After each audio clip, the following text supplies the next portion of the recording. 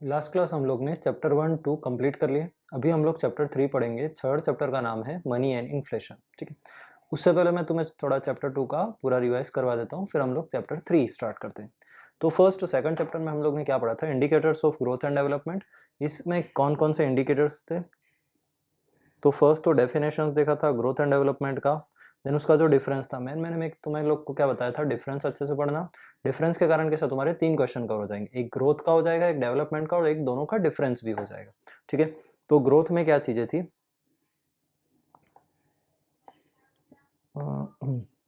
तो first economic growth, economic development in economic growth. First development का है, development is a process. Development एक process है, growth and occurrence है। ये क्वांटिटेटिव एंड क्वालिटेटिव चेंजेस बताता है, ये केवल क्वांटिटेटिव चेंजेस बताता है। क्वांटिटेटिव का मतलब क्या था? क्वांटिटी यानी जस्ट ग्रोथ बताता है कि कितना हुआ। पहले इतना था, 10,000 था, 10,000 से 11,000 हुआ, मतलब 10% का ग्रोथ हुआ। ठीक है, तो उसके बाद ग्रोथ में क्या आ रहा था? ये एक डेवलप्ड कंट्रीज में होता है, ये डेवलपिंग कंट्रीज में होता है। तो डेवलपिंग कंट्रीज में क्या था? इंडिया, चाइना, ये सारी डेवलपिंग है। डेवलप्ड में क्या? यूके, यूएस, उसके बाद जापान, ये सारी चीजें डेवलप्ड कंट्रीज में थी।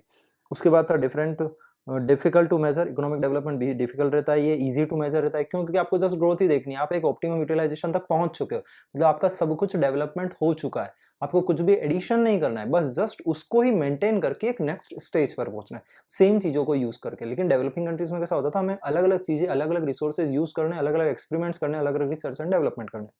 ठीक है, उसके बाद था development is a broad, it's a narrow concept, it's related with different distribution along with per capita income. मतलब कि इसमें पर कैपिटा का इनकम का भी थोड़ा बहुत रोल है। उसके बाद growth is only related to per capita income, मतलब यहाँ पर केवल पर कैपिटा इनकम का ही रोल है कि हाँ, लास्ट ईयर तक 1 लाख इनकम, $1 लाख इनकम थी, अब $1 लाख से $1,05,000 होगी। ठीक है, तो कितने का ग्रोथ हुआ वही आएगा। Economic development is a slow process, it's a rapid process. Rapid process क्यों? क्योंकि डेवलपमेंट तो हो चुका है, अब थोड़ा सा उसको मेंटेन करना है। देन उसके बाद not possible without economic growth, and not possible without economic development. बिना डेवलपमेंट के ग्रोथ पॉसिबल नहीं, ग्रोथ के बिना डेवलपमेंट पॉसिबल नहीं। ठीक है, ये दोनों चीजें थी। फिर उसके बाद हमने इंडिकेटर्स देखे थे, कौन कौन से थे? 4 टाइप के इंडिकेटर्स थे, जिसमें से फर्स्ट है नेशनल इनकम। नेशनल इनकम का फॉर्मूला क्या था? GDP plus NFI. जीडीपी मतलब gross domestic product plus national net factor income from abroad. ठीक है, फिर उसके बाद आया था कि इसमें देखो नेशनल इनकम में कौन था? फर्स्ट पे नॉर्वे, सेकंड पे यूएस, फिर उसके बाद चाइना और इंडिया। ठीक है, फिर उसके बाद आ रहा था, सेकंड था पर capita income, growth rate of पर कैपिटा इनकम। तो पर कैपिटा इनकम कैसे आता है? सेम वैसे ही, नेशनल इनकम अपॉन पॉपुलेशन, ये पर कैपिटा इनकम का फॉर्मूला। इसमें क्या दिक्कत थी कि भाई नेशनल इनकम ही लोग रियल नहीं बता रहे हैं, पॉपुलेशन तुम्हारे कंट्री की तुम्हें रियल नहीं पता, तो ऑब्वियसली पर कैपिटा इनकम भी एक सही सक्सेसफुल साबित नहीं हुआ। फिर उसके बाद नेक्स्ट आया था पीक्यूएलआई। पीक्यूएलआई में क्या था? Physical quality of life index. तो ये थोड़ा बहुत किसी हद तक अच्छा था। अब इसमें क्या, 3 डेट्रीमेंट्स थे पीक्यूएलआई के। पहला था एक्सटेंट ऑफ एजुकेशन, कि सारे लिटरेट हो। उसके बाद life expectancy rate. Life expectancy में क्या था? Medical service of the country is good. अगर मेडिकल सर्विस अच्छी रहेगी तो लाइफ एक्सपेक्टेंसी भी अच्छी रहेगी। ठीक है, लोगों को मेडिकल फैसिलिटीज मिलेगी। फिर उसके बाद infant mortality rate. Infant mortality rate का मतलब क्या? मैंने एक सीधा सिंपल में एक लाइन बताई थी कि अगर उस लाइन को अच्छे से याद कर लो तो वही उसका डेफिनेशन भी है। तो फर्स्ट क्या था? During a year number of infants who die before 1 year out of 1,000 birth is known as infant mortality rate. मतलब एक साल के अंदर अंदर 1000 बच्चों पे जो भी बच्चे का बोर्न हुआ है, वो 1 ईयर से कम कम एज वाले कितनों की डेथ हो जाती है, उसको बोलते हैं इन्फेंट मोर्टेलिटी रेट। ठीक है, तो इन्फेंट मोर्टेलिटी रेट कम कब होगा? जब आपकी कंट्री में मेडिकल फैसिलिटीज अच्छी होगी। अगर मेडिकल फैसिलिटीज अच्छी नहीं है तो ऑब्वियसली इन्फेंट की डेथ ज्यादा होगी। क्लियर? तो पीक्यूएलआई इक्वल्स टू क्या था? Literacy level plus life expectancy plus infant mortality index.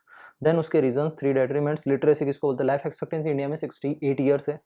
फिर उसके बाद infant mortality rate. Then formulation of PQLI. क्या क्या फॉर्मुलेशंस थे पीक्यूएलआई के? इन पीक्यूएलआई के फॉर इंपॉर्टेंट एस्पेक्ट्स में क्या? 3 indices of PQLI of the country.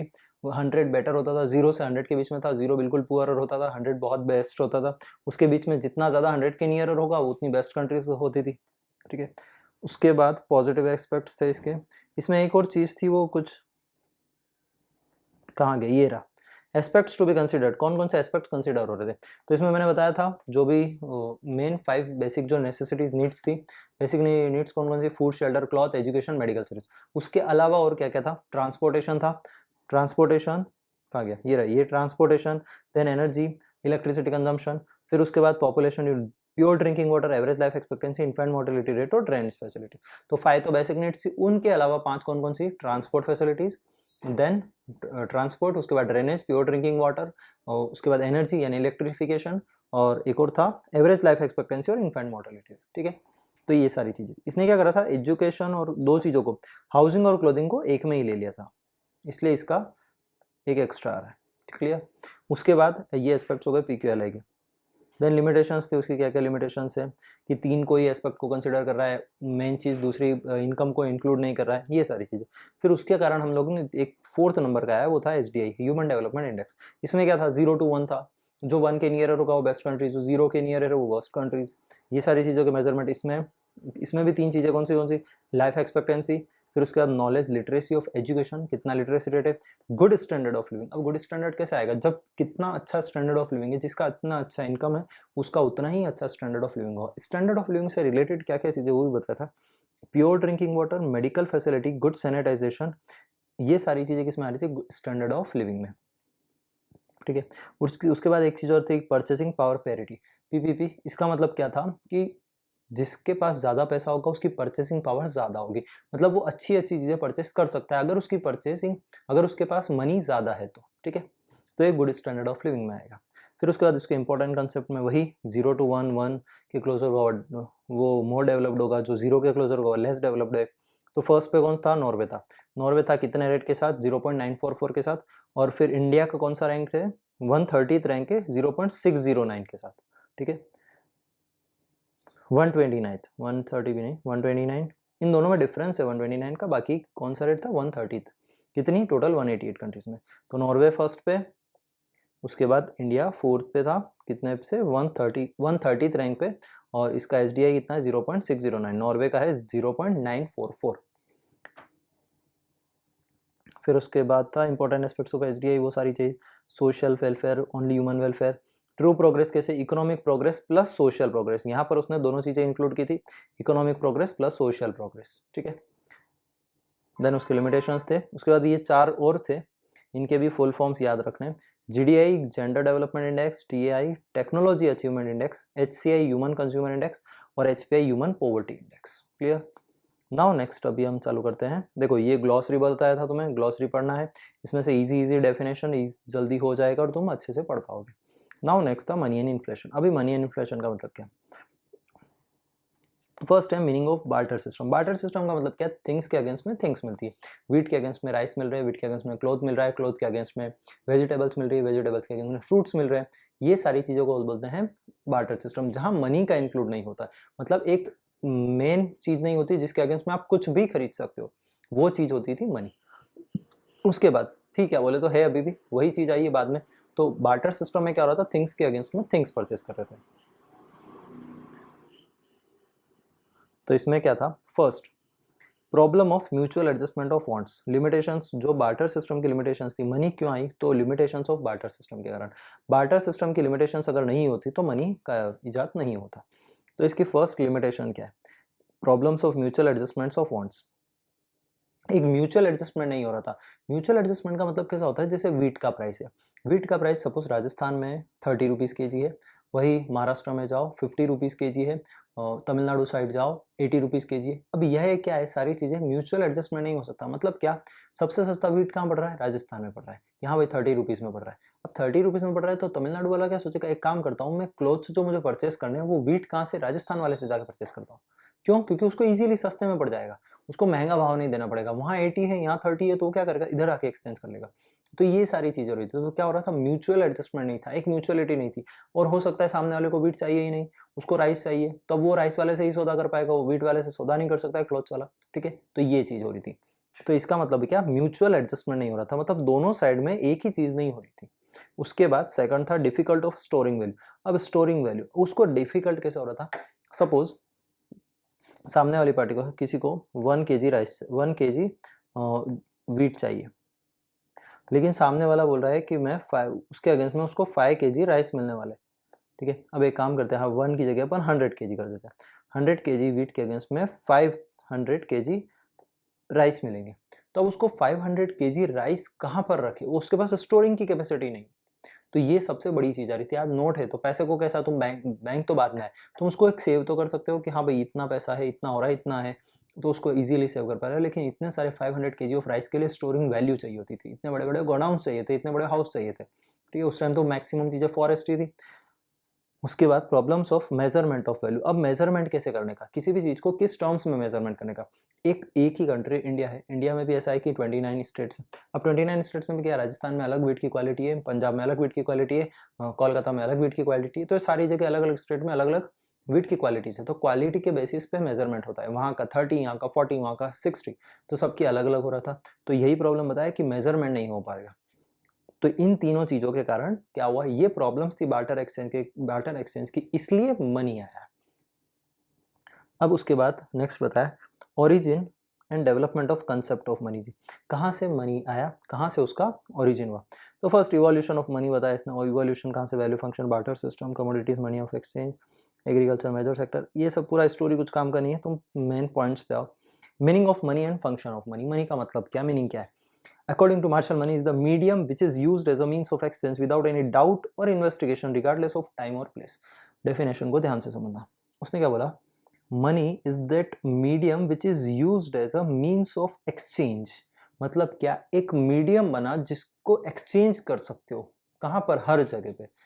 उसके बाद विदाउट एनी डाउट, बिना किसी डाउट के, और इन्वेस्टिगेशन। देखो 500 रुपीज़ की वैल्यू जो दिल्ली में है, दिल्ली में है, वही पंजाब में है, वही हरियाणा में भी है, ठीक है। वही सेम चीज़ गुजरात में भी होगी, वही महाराष्ट्र में होगी, वही तमिलनाडु में, वही कर्नाटका में, हर जगह एक ही वैल्यू होगी 500 रुपीज़ की। तो आपको उसको कोई इन्वेस्टिगेशन ही नहीं करना है, ये सिंपल सा नोट है कि हाँ 500 रुपीज़ का नोट है, इसके अगेंस्ट में ये चीज़ आएगी, खत्म बात, क्लियर। रिगार्डलेस ऑफ टाइम और प्लेस, बिना किसी टाइम के। रात को 12 बजे भी 500 की वैल्यू 500 ही रहती है, और सुबह में 6 बजे भी उसकी वैल्यू वही रहती है, दिन में 12 बजे भी वही रहेगी, रात को 12 बजे भी सेम ही रहेगी। तो उसने क्या बोला, money is that medium which is used as a means of exchange. पहली बात, एक्सचेंज हो रहा है। सेकंड, विदाउट एनी डाउट और इन्वेस्टिगेशन, बिना किसी डाउट और एक्सचेंज, बिना किसी डाउट और इन्वेस्टिगेशन के। और थर्ड विदाउट, क्या बोला, रिगार्डलेस ऑफ टाइम और प्लेस, बिना किसी टाइम और प्लेस के, ठीक है। पूरे कंट्री में सेम वैल्यू की सेम ही वर्थ रहेगी, क्लियर। अब उसके बाद सेकंड डेफिनेशन में क्या बोला उसने, what is accepted universally, what is accepted universally in exchange of goods or service, जो यूनिवर्सली एक्सेप्ट हो गुड्स और सर्विस के अगेंस्ट में, तो वही मनी है। तुम दोनों में से एक डेफिनेशन याद करो, फर्स्ट वाला डेफिनेशन याद कर लो, कोई इजी है। नाउ नेक्स्ट है फंक्शंस ऑफ मनी। तो फंक्शन में क्या क्या है, मनी के अब क्या क्या फंक्शन, जो हमने डेफिनेशन पे पढ़ा वही फंक्शन में आ जाएगा। तो फर्स्ट क्या है, money as a medium of exchange. Money क्या है, एक मीडियम है किस, कोई भी चीज को एक्सचेंज करने का। तो इसमें क्या, the most important function of money act of medium of exchange और trade, it removes the limitation of lack of double coincidence of wants. मतलब क्या, जरूरी नहीं है सामने वाले को भी उस चीज की नीड हो। बार्टर सिस्टम में हमारे सामने दिक्कत क्या रही थी, वीट के अगेंस्ट में राइस। मतलब क्या, सामने वाली पार्टी को वीट की नीड है कि नहीं, अगर उसको नीड होगी तो ही वो राइस सेल कर रहा था। लेकिन यहाँ पर क्या, मनी की जरूरत है, पैसा आया और सामने वाले को चीज दे दी, ठीक है। तो इसमें यही हो रहा था, तो डबल कोइंसिडेंस होने की नीड नहीं है। उसके बाद second, and max exchange easier, और ईजियर बना देता है किसी भी एक चीज एक्सचेंज करने को। तो मेन पॉइंट क्या रखना था, मेन पॉइंट इनका ये कहना था, money is a medium of exchange. कैसे, क्यों, क्योंकि मेन चीज कौन सा रिमूव हुआ, डबल कोइंसिडेंस ऑफ वांट्स। दोनों पार्टी को जरूरत नहीं है, ऐसा नहीं है सामने वाले को राइस का नीड है तो ही वो वीट सेल करेगा, या इसको वीट का नीड है तो ही वो राइस सेल करेगा, उसको पैसे का नीड है। जैसे ही मनी आया उसने राइस सेल कर दिया, दैट्स ऑल। उसके बाद नेक्स्ट क्या, money as a store of value. अब मनी को क्या, स्टोर भी कर सकते हैं, इजीली स्टोर कर सकते हैं, कम, ऐसा कोई बड़ा बहुत ज़्यादा ऐसा नहीं कि रूम चाहिए, गोडाउन चाहिए, बड़े बड़े स्टोर चाहिए, वेयर हाउसेस चाहिए जहाँ मनी को स्टोर किया जाता है। बहुत कम स्पेस में मनी इजीली स्टोर हो सकता है, ठीक है। Another function of money is a store of value. If person produced goods and service of exchange other goods and service, but saving wealth for future needs of goods and service are difficult use of money as a means of exchange. Animals और mortal and long term savings of value are not possible using them. अब ये क्या बोल रहा है कि suppose किसी को बहुत ज़्यादा चीज़ें चाहिए, अब वो क्या करेगा, चीज़ों को स्टोर करना स्टार्ट करेगा। सपोज उसने क्या करा कि जैसे यहाँ पर उसने एनिमल का एग्जांपल है, एनिमल में कैसा हो गया, सपोज किसी को काऊ चाहिए कि भाई तुम 2 काऊ दे दो, हम एक बफेलो दे देंगे। 2 काऊ के अगेंस्ट में एक बफेलो आ रहा है, मतलब क्या होगा, उसको 2 काऊ सेव करनी पड़ेगी। पहले एक काऊ लेके आया, फिर उसके बाद दूसरी काऊ लेके आओ, उसको सेव करो, फिर सामने वाले की जहाँ बफेलो मिली वहाँ पर रखो। तो इतने में कैसा होता है कि उस एनिमल की भी एक एज होती है, उसके बाद उसकी भी डेथ हो जाती है, वो भी एक टाइम के बाद डेथ हो जाएगी, उसके 10 साल, 12 साल, 15 साल, फिर उसकी डेथ हो जाएगी। तो ये चीज़, लेकिन मनी के केस में ऐसा नहीं है। मनी को तुम कितने भी साल रख सकते हो। हाँ भाई, थोड़ा-थोड़ा इकट्ठा करो, 5 लाख, 10 लाख, 15 लाख, 20 लाख, 25 लाख, फिर ऐसा करते हो तुम्हारे पास 50 लाख हो गए, तुम गए हाउस परचेज़ कर लिया, ठीक है? तो मनी में स्टोर की कोई दिक्कत नहीं है, लेकिन एनिमल्स में दिक्कत होती है। तुम किसी भी चीज़ का कमोडिटी स्टोर करते हो, अबे एक व्हीट को तुम 50 साल स्टोर कर रहे हो, तो ऑब्वियसली दिक्कत है, वो खराब ही हो जाएगा, राइस खराब हो जाएगा, ठीक है? तो ये स्टोरिंग वैल्यू में प्रॉब्लम आती है। उसके बाद money as a measure of value, money plays an important role as a measure of value. In barter exchange, it was difficult to remember the value exchange rates and each of goods and service for 20 kg of what equals to how much kg of rice. ये सबसे बड़ा problem था कि किसके against में कितना KG मिलेगा, कि 1 किलो व्हीट के अगेंस्ट में 5 केजी ऑफ राइस कहाँ मिल रहे हैं, राजस्थान में। लेकिन सेम चीज वहीं पास के स्टेट में, एमपी में, मध्य प्रदेश में चले गए तो तुम्हें क्या हो रहा है, वहाँ 2 केजी के अगेंस्ट में 5 केजी राइस मिल रहा है। तो ये सारी चीजें हो रही, तो ये सारी दिक्कत आ रही थी। तो मनी के अगेंस्ट में ये सारी प्रॉब्लम नहीं है। जो सेम वैल्यू है, यहाँ 500 है, वहां पर भी 500 है। तो इसने वही बताया, इन बार्टर एक्सचेंज में प्रॉब्लम आ रही थी। Equals and how much meter of clothes, मतलब कितने मीटर क्लोथ्स मिलेगा। फिर उसके बाद होता है equals to how much KG of ghee, कितने केजी अगेंस्ट में घी मिलेगा। While on the other hand, money makes the easier allowing the value of different goods to be compared and assessed against each other. Money implies the price system allow the measure of price of each goods and service which can be compared to each other. It also allow faster decision to making. हमें क्या करता है, पैसा जल्दी ही decision making करने में easy रहता है कि हाँ भाई हमें वीट चेक नहीं करना, हमें राइस चेक नहीं करना। लेकिन मनी को कैसा होता है कि सीधा भाई हाँ 500, 600, 700, जहाँ हमें कौन सी क्वालिटी का गुड्स कितना चाहिए, हमें यहाँ पर इस प्राइस में मिल रहा है, हम इजीली जल्दी डिसीजन ले लेते हैं, ठीक है। उसके बाद नेक्स्ट है टाइप्स ऑफ मनी। चलो टाइप्स ऑफ मनी से पहले क्या क्या, मीनिंग ऑफ मनी और उसके फंक्शन क्या थे। पहला फंक्शन कौन सा था, मीडियम ऑफ एक्सचेंज। तो उसमें क्या था, डबल कोइंसिडेंस ऑफ फंड्स की कोई नीड नहीं होती, बार्टर एक्सचेंज में था। सेकंड क्या रहा था, money as a store of value, store कर सकते थे मनी को कि हाँ भाई इतना कर सकते हैं, लेकिन बार्टर एक्सचेंज में 5 केजी को 5-50 साल तक तुम कैसे स्टोर करके रखोगे। फिर उसके बाद थर्ड था money as a measure of value, एक मेजरमेंट बन गया था कि हाँ इस वैल्यू की इतनी इस थिंग्स की इतनी वैल्यू है, इतनी प्राइस है, ठीक है। इसमें लेट इट बी किसी का भी लैपटॉप का एग्जांपल ले लो। लैपटॉप के एग्जांपल में कैसा होगा, 50,000 की रुपीज़ की वर्थ है, तुम कहीं भी जाओ कंट्री में 50,000 रुपीज़ में मिल जाएगा। लेकिन अगर बार्टर एक्सचेंज होता तो वहाँ क्या होता कि हाँ भाई तुम 100 मीटर कपड़ा दो, 100 मीटर क्लोथ्स दो, 500 केजी घी दो या 1000 लीटर्स ऑयल दो, ये सारी चीज़ें होती थी, तब जाके वो चीज़ अगेंस्ट में मिलती थी। तो मनी में ऐसा कुछ नहीं, 50,000 मतलब 50,000 खत्म। फिर उसके बाद टाइप्स ऑफ मनी, कितने टाइप्स का मनी हुआ, तो मनी में कितने कितने इसने बताया। Since the time of barter system animal precious stones are used as a means of exchange and store of value.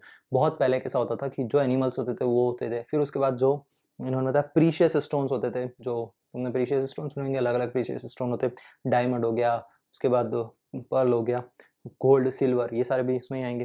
Precious stones and metals भी होते हैं, हाँ तो मेटल कॉइन बाद में आए, मेटल के कॉइन हो गए तो गोल्ड के, सिल्वर के कॉइन, प्लेटिनम के कॉइन्स, ये सारी चीज़ें आने लगी थी।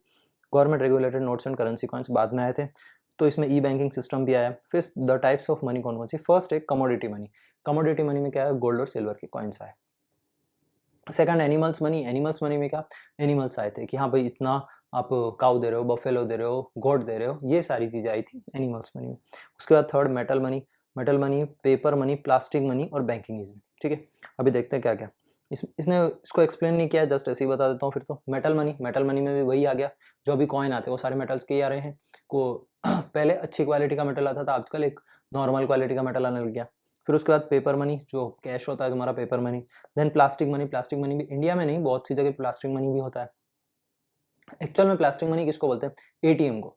एटीएम को भी हम प्लास्टिक मनी बोल सकते हैं, क्योंकि वो प्लास्टिक का कार्ड होता है, उसके थ्रू हम पैसा विड्रॉ कर सकते हैं। फिर उसके बाद debit card, credit card, direct swipe करा, plastic money. Then banking money, invisible और ई मनी। ये कैसा हो रहा था, जो यूपीआई ट्रांजेक्शन हो रहे थे, हम यूपीआई ट्रांजेक्शन इस मतलब एक नंबर से दूसरे नंबर पर इजीली 5,000 10,000 जितना भी उसका लिमिट होता है उसके थ्रू हम पैसे सेंड कर सकते हैं। तो ये सारे टाइप के मनी थे। तो पहला कौन सा था, कमोडिटी मनी, जहाँ गोल्ड सिल्वर के कॉइन आ रहे थे, गोल्ड सिल्वर खुद आ रहे थे। फिर उसके बाद एनिमल्स मनी, काऊ, बफेलो, गोट, ये सारी चीज़ें। फिर उसके बाद मेटल मनी जो सिक्के होते, कॉइन्स होते वो। फिर उसके बाद फोर्थ पेपर मनी, जो हार्ड कैश मनी होता है। प्लास्टिक मनी में ATM card, ATM, debit card, credit card, ये सारी चीज़ आ गई थी। सिक्स्थ में बैंकिंग मनी, जिसमें ई मनी आ रहा था। ई मनी में क्या, यूपीआई, ये सारे ट्रांजेक्शंस हो रहे हैं, पेटीएम, इनके थ्रू जो पैसा इधर उधर जा रहा है वो सारा banking money. Now meaning of inflation. Inflation का मतलब क्या होता है? Inflation A situation excess demand over supply of goods is called inflation. मतलब क्या? जहां डिमांड ज्यादा है सप्लाई से, तो वहां क्या होता है? इन्फ्लेशन होता है। मतलब प्राइसेस बढ़ती है, किसी भी गुड्स और सर्विस की जब प्राइसेस इंक्रीज हो रही है, इसका मतलब क्या? डिमांड ज्यादा है और सप्लाई कम है। ठीक है, जैसे कोविड के टाइम पे क्या, बहुत सी चीजों की प्राइस इंक्रीज हो चुके थे, बहुत सी चीजों के डाउन हो चुके थे। डाउन किनके हुए? जो मार्केट में बिक ही नहीं रहा था, जो चीजें थी नहीं, अवेलेबल ही नहीं, या उनके स्टोर्स नहीं थे फिर भी। उसके बाद जिन चीजों की डिमांड इंक्रीज हो रही थी, डिमांड किसकी? जैसे मास्क की डिमांड हो रही थी, मेडिकल फैसिलिटीज की डिमांड थी, तो उसके कारण क्या, मेडिकल फैसिलिटी धीरे धीरे कॉस्टली हो रही थी। भाई गवर्नमेंट में फ्री था, लेकिन प्राइवेट में पता होगा सबको कि प्राइवेट में वो चीजें ज़्यादा महंगी हो रही थी। मेडिसिन का रेट्स इंक्रीज हो रहे थे, वेजिटेबल्स के रेट इंक्रीज हो रहे थे, फ्रूट्स के रेट इंक्रीज हो रहे थे। ठीक है, तो ये सारी चीजें क्यों हो रही थी? क्योंकि डिमांड इंक्रीज हो रही है और सप्लाई कम है। सप्लाई तो उतनी की उतनी हो रही है, लेकिन डिमांड एकदम से इंक्रीज हो गई। फिर उसके बाद है एपी लर्नर ने ये दिया, एसीपी ने क्या बोला? इन्फ्लेशन इज सेड टू ओकर when monetary income rises faster than real income. मतलब क्या? उस चीज की वैल्यू जल्दी बढ़ रही है, लेकिन तुम्हारी रियल इनकम इंक्रीज नहीं हो रही है। मतलब समझ, कहने का मतलब है ये उसका कि सपोज तुम्हारा जो लैपटॉप है, लैपटॉप की प्राइस एकदम से 50,000 से 80,000 हो गई, लेकिन तुम्हारी जो इनकम है, इनकम पहले 40,000 थी, अभी 40 से 45 हुई। मतलब तुम्हारे में कितना? 5,000 का इंक्रीज आया। 5,000 कितना परसेंट हो रहा है? अप्रोक्स तुम मानोगे 8 to 10% हो रहा है। तो 10% उस चीज का, केवल तुम्हारी इनकम 10% इंक्रीज हुई, लेकिन जो मार्केट में थिंग्स बिक रही है, जो गुड्स सेल हो रहे हैं, उन चीज सब की प्राइसेस 20% से इंक्रीज हो गई, तो वो क्या होगा? इन्फ्लेशन होता है। ठीक है, उसके बाद है, तो बस ये दो डेफिनेशन याद रखना। मेन क्या रखना है? जहां डिमांड ज्यादा हो सप्लाई से, वहां पर इन्फ्लेशन होता है। उसके बाद कैरेक्टरिस्टिक्स दिए इसने। इन्फ्लेशन के कौन कौन से कैरेक्टरिस्टिक्स है? तो फर्स्ट है constant rise in prices. Constant rise in price level, मतलब धीरे धीरे प्राइस करके इंक्रीज हो रहा है, उसको बोलेंगे inflation. Second, price rise in all sector of economy, मतलब इकोनॉमी के सारे सेक्टर में, यानी ऑटो सेक्टर में, ऑटो सेक्टर इंक्रीज हो रहा है। ऑटो सेक्टर का मतलब कैसा? कार्स महंगी हो रही है, ऑटो पार्ट्स महंगे हो रहे हैं, वो सारी चीजें। फिर उसके बाद आईटी सर्विस, जो भी तुम्हें सर्विसेज मिल रही है, एप्लीकेशन की जितनी भी आईटी सर्विसेज मिल रही है, वो महंगी हो रही है। फिर उसके बाद मेडिकल सर्विस, मतलब हेल्थ सेक्टर में कैसा हो रहा है? उसमें पूरे मेडिसिन महंगी हो रही है, मेडिकल फैसिलिटीज महंगी हो रही है। फिर उसके बाद और कौन से? Infrastructure sector. तो इंफ्रास्ट्रक्चर सेक्टर में जो हाउसिंग है, जो शॉप्स है, ये सारी कमर्शियल या रेसिडेंशियल जितने भी चीज़ें प्रॉपर्टीज है, उनके रेट इंक्रीज हो रहे हैं। तो ये ओवरऑल सारे सेक्टर में जब प्राइसेस इंक्रीज होती है, उसको क्या बोलेंगे? इन्फ्लेशन। उसके बाद थर्ड है purchasing power decreases. Purchasing power decrease का मतलब क्या? लोगों के पास इनकम है, अब मार्केट में चीज़ों का प्राइस, चीज़ें बढ़ गई, तो लोगों का धीरे धीरे परचेसिंग पावर कम होता है। भाई उसकी 50,000 की इनकम थी, तब एप्पल का रेट 100 रुपीज़ केजी था। ठीक है, 100 रुपीज़ पर केजी। अब क्या हुआ? उसकी इनकम तो 50 की 50 है, लेकिन एप्पल का रेट 200 रुपीज़ केजी हो गया। तो वो पहले क्या करता था? पहले 1 केजी परचेस करता था, तो अब कितना? 500 ग्राम ही परचेस कर पाएगा। क्यों? क्योंकि मार्केट में उसका प्राइस बढ़ गया, लेकिन उसकी इनकम उतनी की उतनी, तो उसका परचेसिंग पावर कम हो जाएगा। ठीक है, उसके बाद है fourth, the rise in price level after full employment in inflation. मतलब क्या? अगर फुल एम्प्लॉयमेंट है, सबके पास जॉब है, सबके पास पैसा आ रहा है, तो भी प्राइसेस बढ़ता है। क्यों? क्योंकि हर कोई पर्सन हर कुछ चीजें परचेस करने लगेगा। अगर जिसके पास बहुत ज्यादा पैसा है, तो वो क्या करेगा? ये भी परचेस कर लिया, वो भी परचेस कर लिया, वो भी परचेस कर लिया, तो वो क्या? अंधाधुंध परचेस करता है। तो जब फुल एम्प्लॉयमेंट होता है, सबका एक जैसा इनकम होता है, तो लोग क्या करते हैं? अननेसेसरी बाइंग्स भी करते हैं। ठीक है, तो मेन 4 चीजें थी कैरेक्टरिस्टिक्स इन्फ्लेशन के। 4 कौन कौन से याद रखने हैं? इन्फ्लेशन का कोई भी क्वेश्चन है, पहला काम होता है उसका डेफिनेशन लिखना। तो डेफिनेशन में क्या था? Excess demand over supply, demand ज्यादा है सप्लाई से। उसके बाद सेकंड कैरेक्टरिस्टिक्स में फर्स्ट कौन सा? Constant rise in price level. ये constant rise in price level increase हो रहा है। Second, price rise in all sector of economy, economy के सारे सेक्टर्स में प्राइसेस इंक्रीज हो रहा है। थर्ड, परचेसिंग पावर डिक्रीज हो रही, परचेसिंग पावर, उनकी परचेस करने की जो पावर है वो डिक्रीज हो जा रही। और फोर्थ है price rise in price level after full employment. Full employment हो चुका है मार्केट में, तो भी इन्फ्लेशन इंक्रीज होगा। ठीक है, तो ये 4 चीजें। उसके बाद और भी पॉइंट्स बताए हैं। When government has kept control over and suppress increase in price level by rules and laws and subsidies, it's considered inflation even if there is no price rise, it's called suppressed inflation। अभी देखो suppressed inflation का मतलब क्या? बहुत सही definition है, ध्यान से समझना। when government has kept control over and suppress increase in price levels via rules, laws and subsidies, it's considered inflation even if there is no price rise. अब ये कैसे समझाया जाए, जैसे ऑयल के रेट, पेट्रोल के रेट, गैस जो घरों में आती है, कुछ पाइपलाइंस के थ्रू आती है, लेकिन कुछ के गैस सिलेंडर्स प्रोवाइड होते हैं। तो वो जो गैस सिलेंडर्स होते हैं उसमें क्या होता है, गवर्नमेंट सब्सिडी प्रोवाइड करती है। ऑयल के केस में, पेट्रोल के केस में, डीजल के केस में अगर गवर्नमेंट सब्सिडी प्रोवाइड कर रही है, जब गवर्नमेंट किसी भी चीज़ पे सब्सिडी क्यों प्रोवाइड करती है, सब्सिडी इसीलिए प्रोवाइड करती है कि वो चीप रेट में आपके पास पहुंच सके। एक जो नॉर्मल मिडिल क्लास है, जो पुअर क्लास है, वो उस चीज़ को कंज्यूम कर सके, इसलिए गवर्नमेंट सब्सिडीज प्रोवाइड करती है। ठीक है, देखो मार्केट में रेट तो इंक्रीज हो गया, जैसे गैस सिलेंडर का रेट सपोज पहले 700 था, 700 से अब वो हो गया 1000। तो अब 700 पे तो लोग यूज कर रहे थे, लेकिन उसका रेट 700 से 1000 हो गया। गवर्नमेंट क्या करेगी, गवर्नमेंट दे रही है 300 रुपए का सब्सिडी। गवर्नमेंट बोल रही है नहीं, 300 रुपए हम देंगे, आपको 700 ही देना। मतलब उस चीज का प्राइस तो इंक्रीज हुआ, लेकिन गवर्नमेंट ने सब्सिडी दे दी तुम्हें 3। मतलब तुम 1000 रुपीज एक बार पे करो, 300 रुपए आपके बैंक अकाउंट में आ जाएगा। मतलब आपको नेट बेसिस पे कितने का पड़ा सिलेंडर, 700 का, बस उतना ही। उसके बाद if in an economy for shorter period of time if there is an increase in price of limited goods or services then it's not a inflation। अगर किसी लिमिटेड पीरियड के लिए कोई चीज इंक्रीज हुई, लिमिटेड पीरियड का मतलब क्या, कोई भी सीजन आया, अब सीजन के टाइम में कोई भी चीजों का रेट एकदम से इंक्रीज हो गया, तो वो एक कुछ सीजन के लिए हुआ। जैसे होटल्स का रेट इंक्रीज हो गया, कोई भी आपके यहाँ फंक्शन है, या कोई भी फंक्शन क्या, कोई भी ऐसी पीपल्स की गैदरिंग है, कोई लाइक वो क्या बोलते हैं, कॉन्सर्ट है, अगर कॉन्सर्ट है, कॉन्सर्ट के केस में क्या होता है, आसपास की जितनी होटल्स होती है, जिस भी स्टेडियम में या जिस भी प्लेस पे कॉन्सर्ट होने वाला था, उसके आसपास के जो भी होटल्स है या फिर रेस्टोरेंट्स है, उन सबकी प्राइस होटल वाले क्या करते हैं, एकदम से प्राइस इंक्रीज होते हैं। वो कितने टाइम के लिए, 1 दिन 2 दिन 3 दिन के लिए बस प्राइस इंक्रीज हो, उसके बाद वापस नॉर्मल प्राइस पे आ जाएगा। ठीक है, तो वो क्या होता है, उसको इन्फ्लेशन नहीं बोलेंगे, उसने वो बताया। ठीक है, उसके बाद third, when some factor of production are unemployed and there is a price rise then producers get an incentive to produce more, so economic activity gets a boost and factor get employment, production rise and price falls। अब ये क्या बोल रहा है, when some factor of production are unemployed, factor of production क्या चार होते हैं, land, labour, capital, entrepreneur, and there is a price rise then producers get an incentive to produce more, so economic activity gets a boost and factors get employment, production rises and price fall। अब मतलब इसका कहने का मतलब क्या हो रहा है, हो सकता है मार्केट में डिमांड बढ़ी, मार्केट में डिमांड बढ़ी, इसका मतलब क्या, उसको और फैक्टर ऑफ प्रोडक्शन चाहिए, मतलब लेबर्स की और चीज नीड है, फैक्ट्री के लिए लैंड और ज्यादा चाहिए, इन्वेस्ट करने के लिए कैपिटल की नीड है। जब वो ऐसा काम करता है तो उसके ये सारे करने के कारण किसी भी चीज का प्राइस डिक्रीज होता है। ठीक है, अब ये तीनों चीजें, ठीक है, अब ये तीनों चीजें, फर्स्ट क्या था, सप्रेस्ड इन्फ्लेशन, जहां पर क्या हो रहा था, गवर्नमेंट सब्सिडीज प्रोवाइड कर रही है, तो उसको बोलेंगे सप्रेस्ड इन्फ्लेशन, मतलब उसको दबाया जा रहा है, उसको रोका जा रहा है।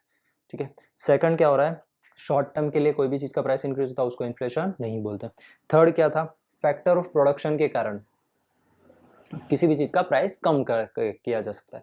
फैक्टर ऑफ प्रोडक्शन की ज्यादा नीड हुई, फैक्टर ऑफ प्रोडक्शन को ज्यादा यूज किया, तो आपकी किसी भी चीज का प्राइस कम हो सकता है। क्यों, क्योंकि आपने मार्केट में सप्लाई बढ़ा दिया। अगर मार्केट में सप्लाई बढ़ जाएगा तो उस चीज का प्रोडक्शन का शॉर्टेज नहीं होगा, शॉर्टेज नहीं होगा तो ऑब्वियसली उस चीज का प्राइस कम होने लग जाएगा। ठीक है, देन नेक्स्ट है कॉजेज ऑफ इन्फ्लेशन। नाउ कौन कौन से रीजन है जिनके कारण इन्फ्लेशन होता है। तो फर्स्ट इंक्रीज इन डिमांड और सेकंड है इंक्रीज इन प्रोडक्शन कॉस्ट। देखो पहला क्या है, डिमांड इंक्रीज हो रही है तो इन्फ्लेशन का सीधा सा रूल है, अगर मार्केट में डिमांड ज्यादा है तो इन्फ्लेशन बढ़ेगा। अब यहाँ पर डिमांड का मतलब क्या है वो समझा रहा है। तो पहली बात इसने बोला है यहाँ पर डिमांड पुल इन्फ्लेशन, मतलब क्या, किसी भी चीज का डिमांड बढ़ रहा है तो उसके कारण प्राइस बढ़ रहा है, उसको बोलेंगे इन्फ्लेशन। मतलब क्या, डिमांड खींच के लेके आ रही है प्राइस को ऊपर। चीज का डिमांड बढ़ रहा है तो क्या करेगी, डिमांड बढ़ती जा रही है तो ऑब्वियसली प्राइस बढ़ेगा, तो डिमांड क्या करेगी, पुल मतलब खींच के लेके आ रही है। ठीक है, तो वो बोलेंगे डिमांड पुल इन्फ्लेशन। तो यहाँ लिखा है देखो, if there is inflation due to increase in aggregate demand as compared to aggregate supply, मतलब क्या, AD aggregate demand is more than aggregate supply, तो उसको क्या बोलेंगे, डिमांड पुल इन्फ्लेशन। ठीक है, the major reasons increase in demand, कौन कौन से रीजन है वो बताए। तो डिमांड पुल इन्फ्लेशन समझ आया ना, जहां डिमांड ज्यादा हो रही है एग्रीगेट सप्लाई से, उसको बोलेंगे डिमांड पुल इन्फ्लेशन। एग्रीगेट लिखना जरूरी है, एग्रीगेट का मतलब होता है टोटल, मतलब मार्केट में ऑल सेक्टर्स में डिमांड इंक्रीज हो रही है। और सबके बिहाफ पे, मतलब किसी इंडिविजुअल की डिमांड नहीं है, सारे लोगों की डिमांड इंक्रीज हो रही है। और मार्केट में सप्लाई करने वाले, सप्लाई जितने प्रोडक्शन सेंटर, जितनी फैक्ट्रीज है, उन सबका मिला के सप्लाई भी कंप्लीट नहीं कर पा रहा है, उसको बोलेंगे एग्रीगेट सप्लाई। ठीक है, तो ध्यान रखना, डिमांड पुल इन्फ्लेशन का मतलब क्या, जो चीज जो डिमांड खींच के लेके आती है, तो वहां क्या होता है, एग्रीगेट डिमांड, यानी डिमांड ज्यादा होता है, सप्लाई कम होती है। अब उसके reasons, the increase in supply of money. Increase in supply of money का मतलब क्या, फुल एम्प्लॉयमेंट है, सबके पास पैसा है, सबके पास पैसा है, तो सब जने जाके मर्सिडीज परचेस करेंगे, सब जने जाके आईफोन परचेस करेंगे, सब जने जाके लग्जरीज परचेस करेंगे। जैसे लग्जरी परचेस करेंगे मतलब क्या, मार्केट में डिमांड हो गई, डिमांड बढ़ रही है, सप्लाई कम है, तो क्या हो जाएगा, इन्फ्लेशन हो जाएगा। ठीक है, second, increase in public expenditure, government expenditure. जब गवर्नमेंट जरूरत से ज्यादा एक्सपेंडिचर करने लग जाती है, गवर्नमेंट एक्सपेंडिचर करिए, गवर्नमेंट एक्सपेंस कब करती है, जब मार्केट में कम पैसा होता है। ठीक है, अब गवर्नमेंट क्या करती है, गवर्नमेंट एक्सपेंडिचर कहाँ करेगी, इंफ्रास्ट्रक्चर पे, हॉस्पिटल्स पे, या फिर कोई भी गवर्नमेंट जो फैसिलिटीज होती है उन सब पे करेगी। अब भाई गवर्नमेंट का ब्रिज बनाना है तो लोग तो चाहिए, भाई चारों तरफ अगर गवर्नमेंट के इंफ्रास्ट्रक्चर के वर्क चल रहे हैं तो ऑब्वियस वहां पर वर्क कौन कर रहा है, लोग ही कर रहे हैं, लोगों को जॉब मिल गया, फुल एम्प्लॉयमेंट हो गया। अब एक्सपेंडिचर कौन कर रहा है, गवर्नमेंट। तो गवर्नमेंट ने एक्सपेंडिचर किया, एक बड़ा इन्वेस्टमेंट जब लगता है, गवर्नमेंट का एक्सपेंस करता है, तो लोगों को जॉब मिलती है, लोगों को जॉब मिलेगी, ऑब्वियस उनके पास पैसा आएगा, वो मार्केट में जाके खर्च करेंगे, खर्च करेंगे, इन्फ्लेशन बढ़ेगा। ठीक है, उसके बाद थर्ड, ओवर पॉपुलेशन। जब जहां पर जरूरत से ज्यादा पॉपुलेशन हो जाती है, जब बहुत ज्यादा पॉपुलेशन हो जाती है, तो वहां पर भी इन्फ्लेशन आ जाएगा। क्यों, क्योंकि डिमांड ज्यादा हो गई, एग्रीगेट डिमांड ज्यादा हो गई, तो एग्रीगेट सप्लाई कम है, तो इन्फ्लेशन इंक्रीज हो जाएगा। ठीक है, तो मेन 3 रीजन कौन से थे, पहला, increase in supply of money, पैसा बढ़ गया लोगों के पास। Second, increase in government expense, government expense कर रही है, लोगों को पैसा आ रहा है, वही सेम चीज, पैसा बढ़ा, लोग खर्च करेंगे, इन्फ्लेशन आएगा। थर्ड, ओवर पॉपुलेशन, जरूरत से ज्यादा पॉपुलेशन है वो, तो वहां पर जरूरत से ज्यादा डिमांड होगी, डिमांड ज्यादा है मतलब इन्फ्लेशन बढ़ेगा। ठीक है, नाउ नेक्स्ट है second number, increase in cost of production. इसी का ये देखो, जो पार्ट था ना, फर्स्ट कौन सा था, इंक्रीज इन डिमांड, तो डिमांड का हो गया, इंक्रीज इन प्रोडक्शन कॉस्ट। तो इंक्रीज इन प्रोडक्शन कॉस्ट में क्या क्या चीज आएगी, increase in cost of production. Cost of production का मतलब क्या, उस चीज का कॉस्ट ऑफ प्रोडक्शन बढ़ गया। अब प्रोडक्शन कॉस्ट कब बढ़ता है, जब 4 चीजें फैक्टर ऑफ प्रोडक्शन बढ़ती है, land, labour, capital, entrepreneur.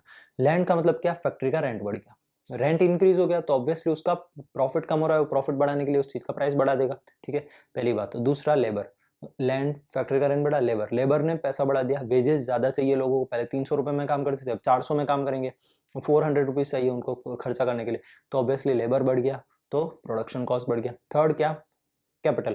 Capital का मतलब क्या, तुमने सपोज लोन लिया बैंक से, बैंक ने क्या करा, इंटरेस्ट रेट बढ़ा दिया, पहले बैंक 9% पे था, अब 10% का रेट कर दिया। अगर 10% उसने रेट कर दिया, जब उसने 10% किया तो तुम्हें 1% इंटरेस्ट एक्स्ट्रा देना, तुम्हारा obvious cost of production increase हो गया। ठीक है, और इन तीनों चीजों की रिस्क लेने वाला होता है जो था एंटरप्रेन्योर। अगर एंटरप्रेन्योर मार्केट में कम हो गए, बिजनेस करना इजी नहीं रहा, बिजनेस करना हार्ड हो रहा है, तो क्या हो जाएगा, ऑब्वियसली सप्लाई इंक्रीज हो जाएगी, तो चीजों का प्रोडक्शन बढ़ जाएगा। प्रोडक्शन क्या, इन्फ्लेशन बढ़ जाएगा, क्यों, क्योंकि डिमांड ज्यादा है, सप्लाई पूरी नहीं कर पा रही। तो अब फर्स्ट इसने बताया increase in cost of production, चीज का कॉस्ट ऑफ प्रोडक्शन कब इंक्रीज हो रहा है, तो उसमें उसको क्या बोला, कॉस्ट पुश इन्फ्लेशन। मतलब क्या, कॉस्ट उस चीज को धक्का दे रही है, इन्फ्लेशन को। पुश का मतलब धक्का देना, तो कॉस्ट पुश इन्फ्लेशन। हम कॉस्ट पुश इन्फ्लेशन का मतलब क्या, चीजों का कॉस्ट ऑफ प्रोडक्शन इंक्रीज हो रहा है। तो डेफिनेशन देखो, the inflation cost due to increase in production cost. Production cost जब इंक्रीज होती है तो उसको क्या बोलते हैं, cost push inflation and supply shock inflation. ठीक है, सप्लाई शॉक इन्फ्लेशन मतलब क्या, सप्लाई कंप्लीट नहीं कर पा रही है उस चीजों को, सप्लाई शॉर्टेज हो रही है। ठीक है, तो अब इसने दिया जैसे, if there is an increase in cost of material, increase हो गया, machine, electricity, water rates, workers wages, transportation, there is an rise of goods और सर्विसेज। इन सब चीजों की जब गुड्स, इन सब चीजों की सब सर्विसेज इंक्रीज हो जाती है, पैसा इंक्रीज हो जाता है, तो ऑब्वियसली क्या होगा, उसको कॉस्ट पुश इन्फ्लेशन बोलेंगे। ठीक है, नाउ अदर रीजंस कौन कौन से, इंक्रीज इन डिमांड हो गया, इंक्रीज इन प्रोडक्शन कॉस्ट हो गया, उसके अलावा तीसरे रीजन कौन कौन से जो अदर रीजंस में आते। फर्स्ट है टैक्सेशन पॉलिसी, गवर्नमेंट ने टैक्स बढ़ा दिए।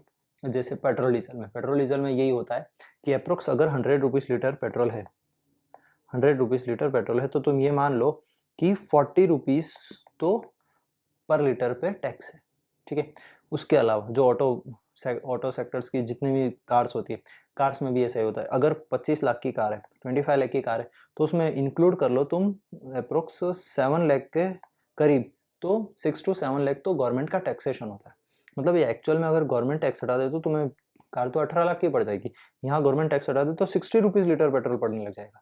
ठीक, इतना सस्ता, इतना चीप रेट हो जाता है, लेकिन फिर भी गवर्नमेंट की टैक्सेशन पॉलिसीज के कारण उस चीज़ का प्राइस जाता है। ठीक है, सेकंड है increase in price of import, और सबसे ज़्यादा टैक्स तो कितना, अप्रोक्स 40 टू 50% लिकर पे। ठीक है, तो इतना टैक्स लग जाता है, मतलब 150 की चीज़ है, वो अगर 75 की है तो 75 रुपीज़ तो उसमें केवल टैक्सेशन है, गवर्नमेंट का पार्ट है। गवर्नमेंट इतना लिकर से गवर्नमेंट का टैक्स कलेक्शन होता है। उसके बाद है increase in price of import. Increase in price of import तुम चेक करने चले मत जाना। ठीक है, increase in price of import, increase in price of import का मतलब क्या,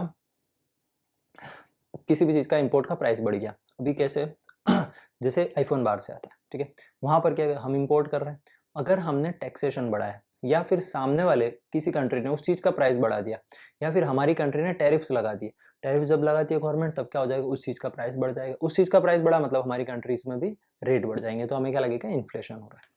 फिर उसके बाद है स्कैरसिटी। स्कैरसिटी का मतलब क्या है, लिमिटेड रिसोर्सेज है, बहुत कम चीज़ है यूज़ करने को, तो उसके कारण भी क्या होगा, इन्फ्लेशन बढ़ेगा। ऑब्वियसली यहाँ पर भी वही हो रहा है, स्कैरसिटी का मतलब क्या हो रहा है, डिमांड ज़्यादा है, सप्लाई कम हो रही है, तो वो स्कैरसिटी में आ जाएगा। चलो, तो ये चैप्टर खत्म हो गया। अब इस चैप्टर को एक बार वापस से फिर से रिवाइज कर लेते हैं। देखो मेन पार्ट, देखो आगे जो बार्टर सिस्टम है, ओरिजिन ऑफ मनी, ये सब इंपॉर्टेंट नहीं है, मेन इंपॉर्टेंट है इन्फ्लेशन वाली पूरी चीज़। मनी का तुम डेफिनेशन अच्छे से पढ़ो और फंक्शंस, तो डेफिनेशंस वापस से मैं बता देता हूँ थोड़ा बहुत। देखो, डिफिकल्ट टू स्टोरिंग वैल्यू ये क्या था, लिमिट म्यूचुअल एडजस्टमेंट ये क्या था, लिमिटेशन ऑफ बार्टर सिस्टम के कारण। तो लिमिटेशन कौन कौन से थे, पहला में थोड़ा बहुत याद रखना है, इसमें ज़्यादा कुछ नहीं, इन्फ्लेशन को अच्छे से करने का। ये चैप्टर बहुत स्मॉल है, 4 मार्क के इसमें से क्वेश्चन आते हैं, 4 to 6 मार्क के क्वेश्चन इसमें से आते हैं, लेकिन बहुत छोटा चैप्टर है, मेन पार्ट आता है इन्फ्लेशन का। ठीक है, तो प्रॉब्लम ऑफ बार्टर एक्सचेंज की लिमिटेशंस क्या थी, जिसके कारण देखो जो बार्टर एक्सचेंज की लिमिटेशंस थी ना, वही मनी में उन लोगों ने फंक्शंस में आई है, मतलब वो सारी चीजें कंप्लीट हुई तभी तो मनी बना है, उसी उनकी लिमिटेशंस थी, उसकी उसने वही कंप्लीट किया। तो फर्स्ट क्या, प्रॉब्लम ऑफ म्यूचुअल एडजस्टमेंट नहीं हो रहा था, तो उसके कारण बार्टर सिस्टम आया, बार्टर सिस्टम खत्म हुआ। डिफिकल्ट स्टोर नहीं हो पा रहा था, फिर उसके बाद प्रॉब्लम ऑफ मेजरमेंट नहीं निकल पा रहा था।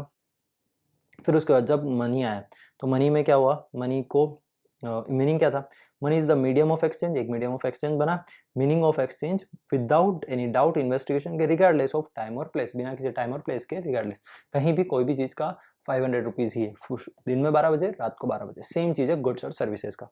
फिर उसके बाद फंक्शन, फंक्शन में क्या, मीडियम ऑफ एक्सचेंज है ये एक। ठीक है, उसके बाद सेकंड है स्टोर ऑफ वैल्यू, इजीली इसको स्टोर कर सकते हैं। थर्ड था मेजर ऑफ वैल्यू, इसको किसी भी चीज़ को इजीली मेजर कर सकते हैं मनी के टर्म्स में। उसके बाद टाइप्स ऑफ मनी, कितने टाइप्स का मनी था, तो 6 टाइप बताए थे। पहला कमोडिटी मनी, गोल्ड सिल्वर, फिर उसके बाद एनिमल मनी, फिर उसके बाद मेटल मनी, पेपर मनी जो नोट्स चल रहे हैं, मेटल मनी, एंड 6 था banking money, plastic money. Plastic money में एटीएम डेबिट कार्ड आ रहा था, फिर या क्रेडिट कार्ड आ रहा था, ये सारी चीज़ें। फिर उसके बाद in meaning of inflation, inflation में क्या क्या था, एक्सिस डिमांड, मतलब डिमांड ज़्यादा है किससे, सप्लाई से, उसको क्या बोलेंगे, इन्फ्लेशन बोलेंगे। इन्फ्लेशन में 2 देखा था, पहले कैरेक्टरिस्टिक्स बता दे, तो कैरेक्टरिस्टिक्स में क्या, कांस्टेंट प्राइस, प्राइस इंक्रीज हो रहा है, then price rise of all sector और इकोनॉमी में सारे सेक्टर्स के कारण। फिर उसके बाद परचेसिंग पावर डिक्रीज हो रही है, या फिर the price level after full employment, full employment मिल चुका है तो उसके कारण भी इन्फ्लेशन बढ़ेगा। देन उसके बाद सप्रेस्ड इन्फ्लेशन था, सप्रेस्ड इन्फ्लेशन में क्या होता है, गवर्नमेंट सब्सिडीज दे रही थी। देखो बिल्कुल 3 लाइन में छोटा सा दिया सप्रेस्ड इन्फ्लेशन, बट याद रखना है, ठीक है, इंपॉर्टेंट चीज है सप्रेस्ड इन्फ्लेशन। तो सप्रेस्ड इन्फ्लेशन क्या, जहां पर गवर्नमेंट लॉज एंड रेगुलेशंस के कारण उस चीज का प्राइस कम कर देती है। ठीक है सॉरी, सब्सिडीज के कारण चीज का प्राइस तो कम हो गया, तुम्हें चीज वो कम कॉस्ट में तो पड़ रही है, लेकिन एक्चुअल में उसका प्राइस बढ़ा है, तो उसको बोलेंगे सप्रेस्ड इन्फ्लेशन। गवर्नमेंट ने उस चीज को प्राइस प्रेशराइज करके कम किया है, तुम्हारे तक वो चीज सेम रेट में आ रही है। फिर उसके बाद कॉजेज ऑफ इन्फ्लेशन, कॉजेज में क्या क्या था, increase in demand, production cost, increase in demand, demand pull inflation. Demand pull inflation का मतलब क्या, जहां पर डिमांड ज्यादा है, एग्रीगेट डिमांड कहाँ से, एग्रीगेट सप्लाई, हर जगह एग्रीगेट वर्ड यूज करना है, डिमांड और सप्लाई यूज नहीं करना है। किस चीज का, एग्रीगेट डिमांड, मतलब टोटल डिमांड, सबकी मिला के डिमांड, एक इंडिविजुअल पर्सन की, मेरी कोई चीज की डिमांड है, इसका मतलब ये नहीं कि इन्फ्लेशन आ जाएगा, ओवरऑल पब्लिक का डिमांड है उस चीज में, इसलिए उसको बोलेंगे aggregate demand. And aggregate supply का मतलब क्या, ओवरऑल पूरे सारी फैक्टरीज मिला के भी उस चीज को कंप्लीट नहीं कर पा रही, ठीक है, वो होगा एग्रीगेट सप्लाई। तो वो क्या होगा, डिमांड पुल इन्फ्लेशन। उसके बाद cost push inflation. Cost push में क्या था, जहाँ पर कॉस्ट उसको प्रोडक्शन कॉस्ट जहाँ इंक्रीज हो रही है उसको क्या बोलेंगे, कॉस्ट पुश इन्फ्लेशन, मतलब कॉस्ट उसको धक्का दे रही है तो उसको बोलेंगे कॉस्ट पुश इन्फ्लेशन। उसके बाद अदर रीजन में क्या कहता है, टैक्सेशन पॉलिसी, गवर्नमेंट ने टैक्सेशन बढ़ा दी, increase price import, government price of import बढ़ गई। जैसे in India 70% of petrol products supplied via import, increase in crude oil. हाँ, तो ये सीधा सा बात, पेट्रोल का प्राइस कब इंक्रीज होगा, अगर ओवरऑल बेसिस पे क्रूड ऑयल का प्राइस इंक्रीज हो गया तो कंट्री में भी पेट्रोल के प्राइस इंक्रीज हो जाएंगे। जैसे अभी वॉर चल रहा है, अभी ईरान से, इन सारी चीज़ों से जो वॉर चल रहा है, ईरान से अगर क्रूड ऑयल कम आना हो गया तो उसके कारण क्या होगा, इंडिया को कहीं और से, मतलब रशिया से, यूएस से, इनसे परचेस करना पड़ेगा। ऑब्वियसली ऑयल मार्केट में क्रूड ऑयल का जो सप्लाई होगा वो डिक्रीज हो जाएगा, तो हर कंट्री में ऑयल का प्राइस, जो पेट्रोल डीजल का प्राइस है, वो इंक्रीज हो जाएगा। ठीक है,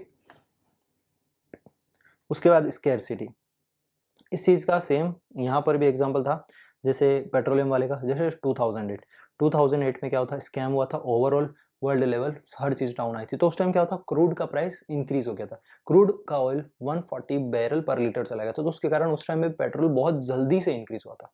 क्यों, क्योंकि क्रूड ऑयल का प्राइस इंक्रीज हो रहा है। जब क्रूड ऑयल का प्राइस डिक्रीज होता है, पेट्रोल के प्राइस डिक्रीज होते हैं। क्रूड ऑयल का प्राइस में बढ़ेगा, पेट्रोलियम के प्राइस भी इंक्रीज होता है। स्केरसिटी, स्केरसिटी किसी भी चीज का लिमिटेड रिसोर्सेज है, स्केरसिटी है मतलब डिमांड ज्यादा है सप्लाई कम हो रही है, तो उसके कारण इन्फ्लेशन इंक्रीज होगा। ठीक है, फिर उसके बाद ये क्वेश्चन से देखो, बार्टर सिस्टम का मीनिंग पूछा है, डेफिनेशन, मनी का definition, normally what is inflation, क्या होता है, कॉस्ट पुश इन्फ्लेशन अभी पढ़ा है, medium of exchange, function of store of value, individual को एक्सप्लेन करने के लिए, कॉजेज ऑफ इन्फ्लेशन, तो देखो ये इंपॉर्टेंट चीज़ है, कॉजेज ऑफ इन्फ्लेशन, इन्फ्लेशन की कौन कौन से कॉजेज है। फिर उसके बाद मनी को डिफाइन करो, डिफाइन डेफिनेशन लिखना है, उसको थोड़ा बहुत डिफाइन करना, मीडियम ऑफ एक्सचेंज, ये सारी उसकी जो फंक्शंस है वो लिखना। फिर उसके बाद देखो ये ओरिजिन कुछ आता नहीं है सर, या too much money chasing too few goods causes inflation, मतलब क्या, ज्यादा पैसा है तुम्हारे पास, टू मच मनी, बहुत ज्यादा पैसा है, तो ऑब्वियसली तुम्हारी डिमांड भी ज्यादा होगी। भाई देखो, एक लग्जरियस वाली चीजों की, लग्जरियस वालों के साथ हाँ, क्या होता है कि वो जो बहुत पैसे वाले रिच लोग होते हैं वो लग्जरी यूज करते हैं, उनका डिमांड ज्यादा होता है। ठीक है, उनके ज्यादा डिमांड होता है तो वो लोग क्या करते हैं, सारी चीजें परचेस करके रखते हैं। लेकिन जो एक पुअर वाला है, पुअर वाले को क्या, लिमिटेड चीजें परचेस करते हैं, क्यों, क्योंकि उसके पास मनी ही नहीं है। तो अगर सबके पास बहुत ज्यादा पैसा आ जाए, सब चीजें परचेस करने लग जाएंगे लोग, जिसको जो चाहिए वो परचेस कर रहा है, तो उसके कारण मार्केट में चीज का डिमांड इंक्रीज हो रहा है, तो सप्लाई कम है, इन्फ्लेशन बढ़ जाएगा। तो वही दिया उसने, too much money chasing too few goods causes inflation. फिर उसके बाद इसने दिया बार्टर सिस्टम के लिमिटेशंस, और ये तो तुम्हें क्या, सेकंड वाला पॉइंट, सेकंड वाला क्वेश्चन अच्छे से करना है, define inflation and explain the causes of inflation. ठीक है, तो ये चीज खत्म। नेक्स्ट क्लास हम लोग चैप्टर नंबर 5 पढ़ेंगे, बैंकिंग एंड मॉनेटरी पॉलिसी। ये भी बहुत अच्छा चैप्टर है, फोर्थ चैप्टर पूरा मनी बैंकिंग पे ही डिपेंडेंसी। थर्ड चैप्टर में वो ये बताता है कि मनी क्या होता है, इन्फ्लेशन क्या होता है। फोर्थ चैप्टर में उस मनी, वो मनी अब बन कहाँ रहा है, बैंक्स में बन रहा है, तो बैंक कैसे वर्क कर रहे हैं, उस पैसे को कैसे मतलब अपने पास स्टोर रख रहे हैं, एक्सेप्ट कर रहे हैं, फिर उसके बाद उस मनी को वापस से लोन के रूप में, लोन के फॉर्म में प्रोवाइड कर रहे हैं, और फिर वापस से उस चीज को जो बच रहा है उसको मार्केट में इन्वेस्ट कर रहे हैं। ठीक है, तो ये सारी चीजें किसमें आएगी, बैंकिंग में आएगी। और कैसे आरबीआई पॉलिसीज लगाता है, मॉनेटरी पॉलिसीज क्या होता है, ये सारी चीजें हमें बैंकिंग में पढ़नी है। ठीक है, बस खत्म।